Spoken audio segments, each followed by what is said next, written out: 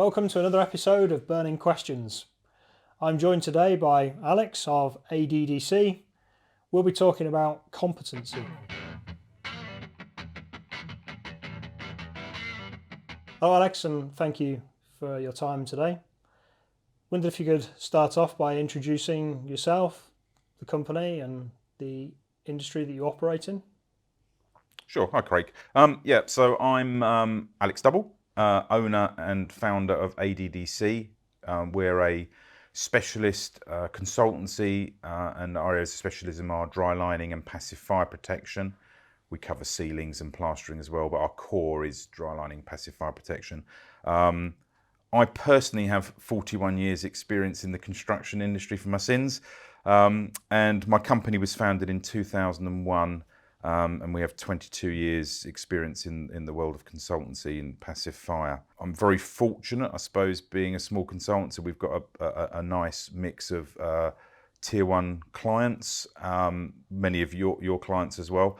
And we've been very fortunate to work on some prestigious projects, probably notably the most prestigious for us is the Shard, which is great. I'm also individually a member of the Chartered Institute of Building, and as a company, members of the ASFP, and again, we're members of the FIS as well, which, when we're talking about competency today, I think they're really important organisations to be members of. Excellent. So yeah, that leads us on nicely. Competency is obviously quite a buzzword in the industry. Wondered if you could just tell us what competency means to you. Sure. So there's a number of descriptors, I think, which are quite useful. It's kind of like a mantra that we go through of what competency means to us. So first off, training, education, skills, experience and knowledge. And then with each one of those, we look at with training. So for myself and colleagues within the company, we have to continue to train ourselves for our chosen career. That's right to do. Education, you've got to find time to educate yourself, and that's via exams and qualifications, etc. Skills, developing and building on your skills, I think is really, really important. The skills you have, you must build on those. Experience, and this is an unfortunate one, that kind of comes with years. I've got plenty of years. There are people that are new into the industry, and that's something that, you can't tick all the boxes at once. So experience is something you've got to build up over a number of years. And knowledge, I think it's really important. I mean, I've had a role as a subcontractor, a main contractor in consultancy and in design. And for me, reading literature, attending seminars, joining working groups is all part and parcel of building up your knowledge. And a lot of the things that sort of ring true with competency is the words of sort of Dame Judith Hackett, because she was a pivotal in writing stuff that really changed the way the industry works. And she said in her interim report that it was clear that there was a lack of evidence of compliance and competency in our industry, and that's true. That was true when she wrote those words, and I think it is changing. And so your question, what does competency mean to me? Obviously, as a consultant, it's really important that we are able to demonstrate our competence, because our clients look to us to give them guidance and advice. Therefore, we must be competent. So that's really important. Yeah, no, I think there's some really, really good points there. And I think it really starts with wanting to do the right thing as well. Do you think? Absolutely. There's to do training, to develop your skills. You've got to have a mindset to want to do the right thing, haven't you? I know the audience will forgive me for quoting it again, but I always say that competency is knowing what you don't know. And you as a consultant, you've got an awful lot of things to know and be competent about. But I guess it's one of the challenges is knowing what you don't know, but being prepared to go to those that might know or do know and getting the answers, isn't it? Well, I'm quite lucky. I've got a good network of, known you for years, and a good network of people that I've built up over the years. So I think you never assume you know everything. Try and learn something new every day. That's quite a good challenge, and I think it's definitely possible, certainly in today's market, to try to learn something new every day and challenge yourself, Yeah. understand your limitations, use the experience and knowledge of others to build your competency levels up as well. 100%. That's excellent. So why is competency important? Well, as I say, as consultants, competency is vitally important for us because we have to demonstrate to our clients that we are capable of doing the job that we're claiming that we can do. And obviously, I think post Grenfell, more focus was put on our industry, rightly so, that we needed to look at competencies of individuals and organisations. It doesn't just stop at myself. Companies like Quelfire and others and other organisations, we've all had to look at our levels of competency as well. Yeah. So I think it's important that the industry shows to the world really that we've taken our responsibilities seriously, and which we have, and we're addressing those, and competency is just one of the ingredients that we need to really focus on. Obviously, in light, particularly with Grenfell, it's residential high-risk buildings, that and life safety of individuals. I think that really put a big, strong focus on all of us to look to show that we are, competent at what we do, because there clearly were things that weren't right in our industry pre Grenfell, and it has moved.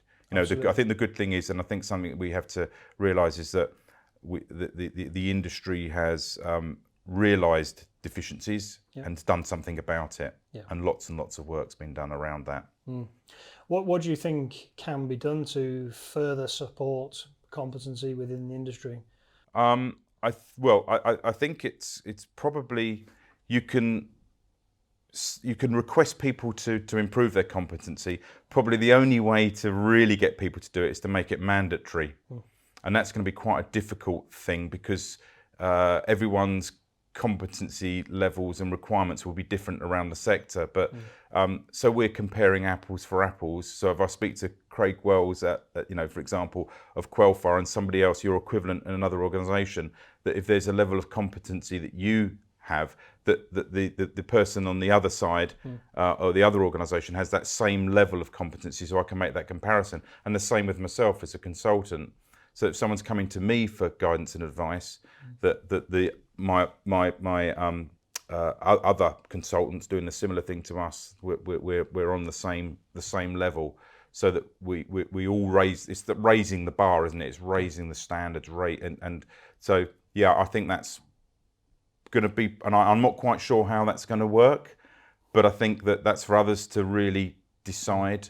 And then once that's in place, then it's not going to become a voluntary thing. It's going to then become a compulsory thing to demonstrate, and that's where I think that's where the change will come in our industry. Sure. Once it's mandated that you have to do something. Because I take it very seriously. I always have. From my days when I was a subcontractor, I would spend my days poring over technical literature. I'm an avid collector of historical, literature from fire-stopping manufacturers, drywall manufacturers, and I've always have been. We look at historical projects, so we have to have a competency in looking at jobs built back in the 1980s and the 70s even. And so it's important that you don't just do a 9 till 5. It's easy for me to say because I own my own business, so I can work every hour I need to. But I think you need to put that extra effort in. If you're working in a sector, you need to put that extra effort in to spend your time to learn, absorb, all those the key things, the training, the education. You've got to keep that going, and it's something you have to really want to do, and that's essential. No, that's excellent. Yeah. So in your role, you obviously interact with a number of different trades and indeed organisations right across the whole construction industry. I wondered if you could just outline a couple of the key positive changes that are already happening. As you say, that there has been change, isn't there, as a result of the terrible Grenfell tragedy and the housing review? So one personal experience that I think is a really good thing. So I was invited to sit on the governance group of the Passive Fire Knowledge Group, the PFKG, and that is a unique organisation in that it's brought together competing tier one contractors to all come together and sit in the same room together and effectively discuss the burning issues and problems that we all face, and to try and bring a consistency to what we do. And when I was invited, I'm not a tier one, I'm a consultant. And so for me, it was really a privilege to be invited into that inner sanctum, to sit and go through all those issues, because they're burning issues for me as well. And so that we can and so I don't think the Passive Fire Knowledge Group would have existed if Grenfell hadn't have occurred, and all the legislation had then kicked in and changed. And it's really encouraging and sharing information. We know it's an imperfect world at the moment with test standards that don't cover the way we build buildings, and it's how that we all deal with that.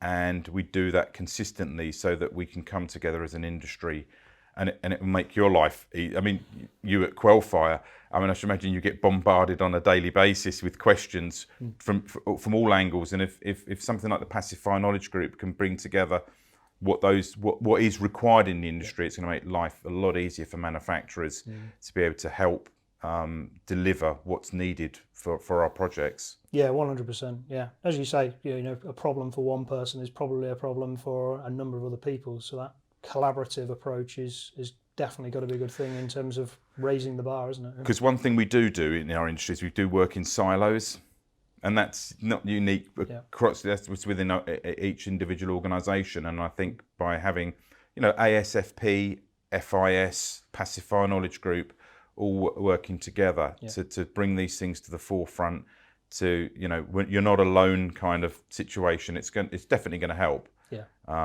and improve what is a really good industry, but actually raise that bar, actually make it better. I've noticed you've done your IFE level 3, Alex. Yes. Another positive change in the industry? 100%. I think if you go on LinkedIn, you can see daily basis people posting that they've taken their level 2 or level 3 IFE exam, and that is a massive change. That is individuals and organisations taking responsibility for raising people's competency levels. I have for my sins, I have a degree in fire engineering. I've said in guidance that I've written that best practice guidance that I was technical author that people should take this exam, and I kind of had to put my money where my mouth is, really. And I did take it. It's a really good qualification. And there's a lot of areas that it covers, and I think when you've taken that exam and you've passed that exam, I think you can be really proud. People who've taken it that they've actually really gone over and above, really, to demonstrate their competence. I think you've taken. Not yet. You're due to take. Not yet. Okay. Yeah. Okay. So, but yeah, no, it is a very positive change in the industry, I would say. We've even seen it with some of the distributors that we work with, where they've made that conscious decision to put every single member of staff through level 2 or level 3. And I can't think of anything other than things like management training and health and safety training, which is often the thing that's when I give seminars on construction sites to my clients, and I say, what training have you had? And health and safety hands go up, management training, but technical training is often been lacking, and the level 2 and 3 does really show your technical abilities, and it's great. I think it's fantastic. Excellent. Only because I passed. Yeah, no, that's good. Yeah. So in terms of other challenges that you might still be facing in the industry, any thoughts on that? Numerous challenges. I mean, not necessarily always relating to competency, but probably linked within that is that our industry is like the shifting sands at the moment. there's fact and there's opinion, and there's an awful lot of opinion out there. Manufacturers, not necessarily yourselves, but that certainly within the drywall sector that we do a lot of work in, are continually to review and revise their guidance and recommendations. And so you have to spend, I must spend at least a good proportion of my week continually monitoring all manufacturers, and it would be nice if I only had to look at one, but I have to look at multiple manufacturers just to make sure that we keep abreast of what they're doing, what they're testing, what new guidance has come out, and that's a real challenge because our clients are expecting us to do that legwork and keep up with all of that, and I can only do that by having good friends, colleagues in all of the sectors I work with, and networking because there's not enough hours in the day, and you need to be part of working groups and technical committees to really understand where the challenges are, and obviously then, a bit like with the Passive Fire Knowledge Group, raising those questions to allow others to help everyone through this the construction industry is a bit like a super tanker that has turned, but it's still turning. It hasn't finished yet, and we'll get there. But it's that's probably primarily our biggest challenge at the moment. Is just from a technical aspect. Keeping up to date. Yeah, and then that obviously that goes into your training, doesn't it? Because you've then got to you continually keep up to date with the training of yourself and staff to make sure that they're abreast, because they're out working. Someone has to take a responsibility to make sure that information is conveyed to the rest of the people within the team and clients, of course. Good. So what would you say that you, or indeed the company, are doing to get ahead, if you like, of any legislation changes to encourage and increase your competency? So it's a long list, and I have written down because so I don't forget. So for me, and under company, we review our ability to demonstrate our competency on a regular basis. So so the ways we do it. Yep. So first off, I suppose CPD, continual professional development. Yep. And that can be reading journals, articles, reports, attending seminars, all the usual things that a lot of us do. That a lot of us are members. I'm a member of the Chartered Institute of Building, and we have to keep a CPD register of what we do. So in a way that's good because it keeps us focused on. And often I obviously carry out CPD myself to talks. Being members of working groups. For me, that's really, really important. We've just finished working on BS 8000 Part 8, which is the dry lining standard. Okay. I think it was about 7 years, but I lost count in the end. And that was published in 2023. And that's great because you within working groups, you're mixing with like-minded people and people coming from manufacturing backgrounds, subcontracting, consultancy backgrounds. So that's really good. For competency, and I've just started working on task group 5 with the ASFP, which is the purple book on fire resisting petitions. So again, that's just starting, so that's going to be an interesting journey, and I think we'll all come out learning something from that, which is really good. I'm part of the governance group with the Passive Fire Knowledge Group, which I mentioned earlier. And again, so they've got 3 areas that they deal with primarily, which is education, process, and testing. I sit on the testing group, so we look at the challenges in the industry of what testing's lacking, what's lacking in the test standards, and we all know that's very much the case. So that's part of our ability of demonstrating our competence. Education. So for me, wisely or not, I don't know. I signed up to a BEng honours degree in fire risk engineering with Glasgow Caledonian University. Graduated at the end of COVID in 2020. And for anyone who's thinking of doing part-time education and running a business, it's tough. But that was really interesting for me. So that was looking at things what I've done historically in my working career from a completely different angle, which was really, really challenging and interesting. We've mentioned the IFE Level 3 exam. So again, whether it's the Level 2 or Level 3, It was important for me. It shows to my clients that I'm continually, looking at improving. I'm now looking for another thing in terms of education. I'm not quite sure what it is, but I'll let you know when I find it. Membership of trade bodies is really important. So the FIS, I was a member of that when it was the Federation of Plastering and Drywall Contractors, and then the AIS, and now the FIS. So that's important. And the ASFP, which I became a member of this year, they've got a whole wealth of information and knowledge shares that are vital for us as a company. Being a member of a professional body like the Chartered Institute of Building is important, because you've got another sector that's providing and feeding information in. Reading fire test standards and current fire test standards, British standards. Just keep reading the standards and the things like approved document B. You'll always find something that you didn't quite necessarily get the first time round, and they do change continually. So that's another important thing. Sharing knowledge within the industry is important. So if you've got the knowledge, to share that with others. And conversely, if they've got knowledge to share with you, and that can be obviously through seminars and the like. I've been lucky enough to be asked to write articles, mostly with the FIS. It could be anything from top fixings for ceilings to maintenance of ceilings. So I've been very fortunate. And writing articles focuses you, a bit like sitting talking to you about focusing on competency. It's always quite good to do that as well. Excellent. The list goes on, Craig. I've been lucky, very lucky and privileged to be asked to be technical author of a number of best practice documents as well. And they are brilliant. If you get invited onto a working group where something's been written, it's great, because you're going to be rubbing shoulders with people, experts in all sorts of fields, that's invaluable.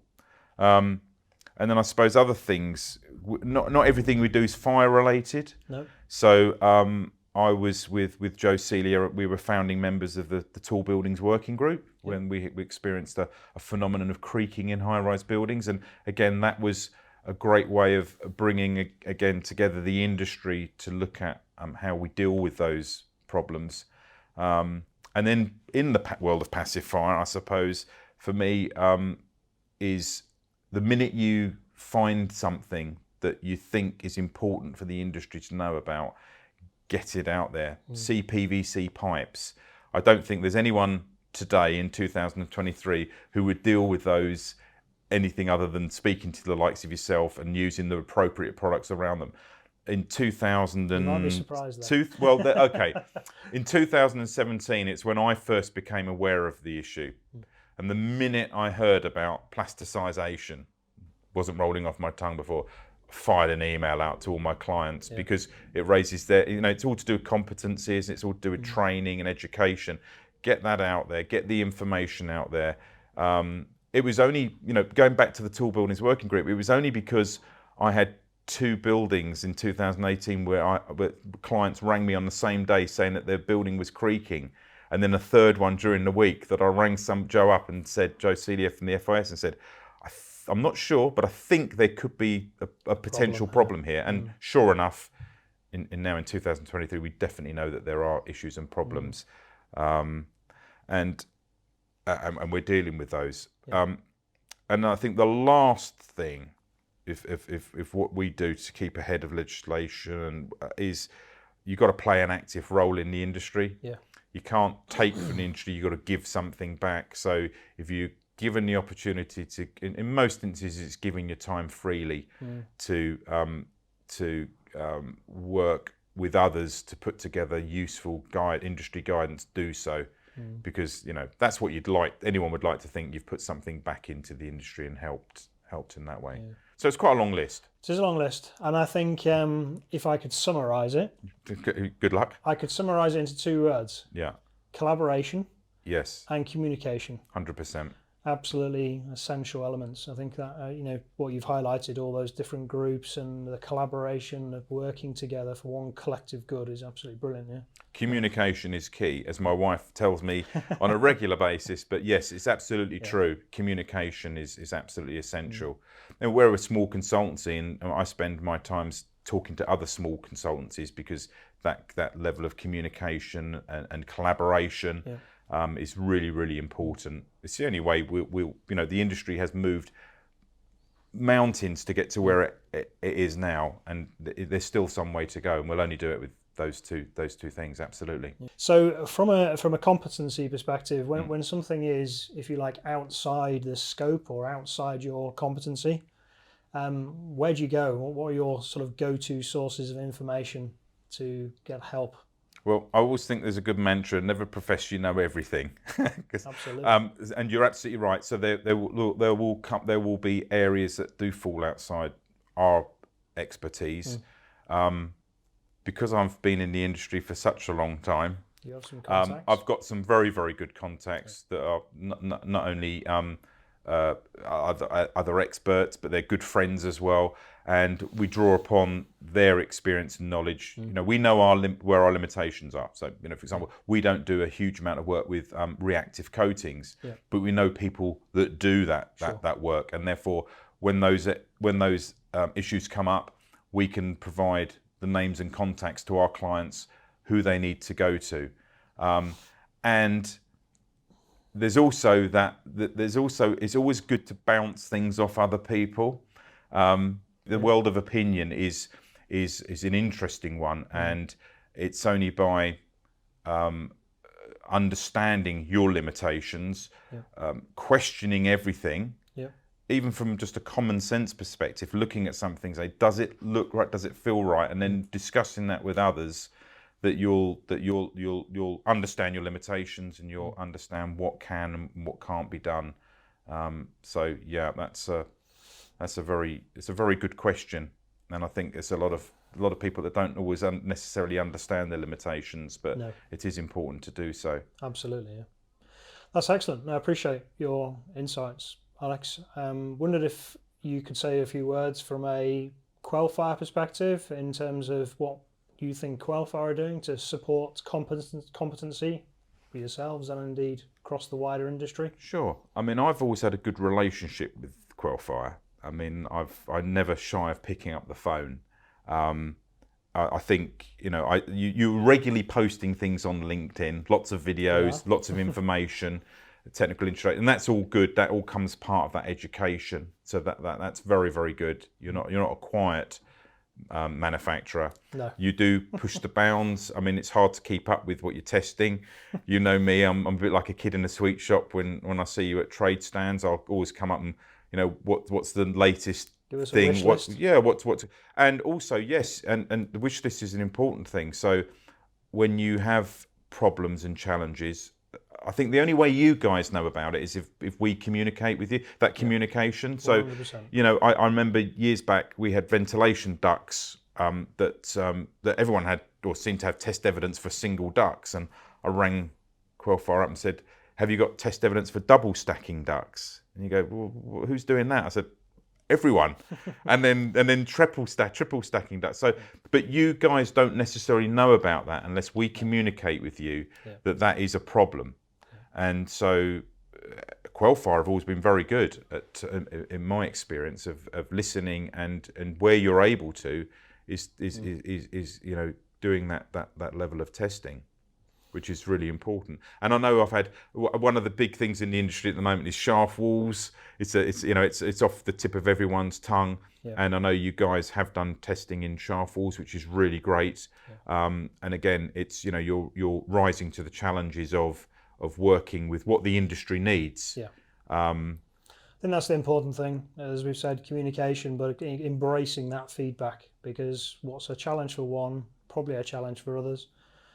So we thrive on that feedback and see it as an opportunity. Yeah, because we all work in these silos, don't we? Which is, again, I'll go back to things like the Pacifier Knowledge Group, because by bringing everyone together, hopefully you get a one voice saying this is what's needed within the industry, rather than lots of individual voices. and then that makes it something that you can say it's viable for us to do that, to go that extra mile, to do the testing that's required for the industry. Thank you, Alex. That's been very insightful. Thank you, Craig. Thank you very much indeed.